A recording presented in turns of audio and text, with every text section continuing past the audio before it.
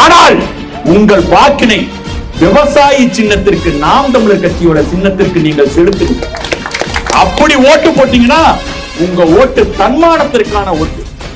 எங்கள் அண்ணன் சீமான், பிரபாகரனின் தம்பி, அவரை பாருங்க, அவரை சட்டமன்றத்துக்கு அனுப்பிச்சீங்கன்னா அவரு போய் சாக்கோட்ட அன்பழகன் போல பாட்டு பாடிட்டு இருப்பாரா? சட்டையை பிடிச்சு கேட்பான் எங்க அண்ணன்.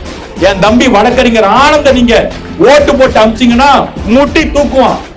தமிழக அரசியல் வரலாற்றிலே நாம் தமிழர் கட்சி சட்டமன்ற உறுப்பினர்கள் சட்டமன்றத்திற்கு செல்லும் போது, இவர்கள் எதிர்கட்சியாக அமரும் போது ஆளுங்கட்சி வெளிநடப்பு செய்வான். எங்கள் ஐயா புலவர் கிருஷ்ணகுமார் போய் சட்டமன்றத்தில் ஏஞ்சி நின்னாலே போதும், அத்தனை திமுக காரங்க எடுப்பா ஓட்டம்.